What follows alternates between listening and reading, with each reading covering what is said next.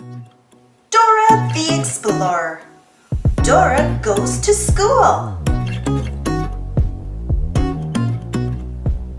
Dora and Boots were on their way to school. They were excited for their first day. As they were walking along, however, they saw someone else on the way to school too. It was their teacher, La Maestra Beatriz. La Maestra Beatriz needed to get to school before her students so she could get everything ready for them and welcome them to class. But her bicycle just got a flat tire. Dora and Boots needed to help her get to school, and fast. La Maestra Beatriz has lots of school supplies, Dora, Boots said. How are we going to carry them all? Backpack can carry them, Dora said. So Boots and Dora helped La Maestra put all her supplies in backpack. Now we need to find the quickest way to school, Boots said. Who do we ask for help when we don't know which way to go? Dora asked. Map, Boots cheered. Map told Dora and Boots that first they needed to go through Letter Town and over Number Mountain to get to school. Letter Town, Number Mountain, and school. Let's go, cried Dora. We need something that can take us through Lettertown really fast, said Boots. Look, Boots, said Dora. El autobus can take us through Lettertown fast. Vámonos. Dora, there are letters everywhere in Lettertown, Boots said.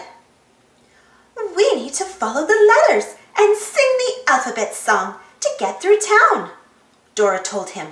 Let's sing. Dora and Boots sang the alphabet song, and before they knew it, they were on their way to Number Mountain. All of a sudden, Boots heard a bell ring. That's the second school bell, Boots said. We have to hurry. We just need to find Number Mountain, said Dora. Boots looked around. Then he saw a pink and purple mountain with numbers all over it. Look, Dora! There it is! He shouted. There's Number Mountain! Great looking, Boots, Dora said. Let's go. We need to get over Number Mountain fast, said Boots.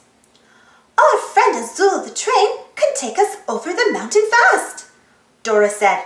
Vámonos! To ride over Number Mountain, we need to count the numbers we pass, Dora explained. Let's count, Boots. 1, 2, 3, 4, 5, 6, 7, 8, 9, 10. They both counted happily. Excelente, said Dora. Now let's count backwards as we go down the other side.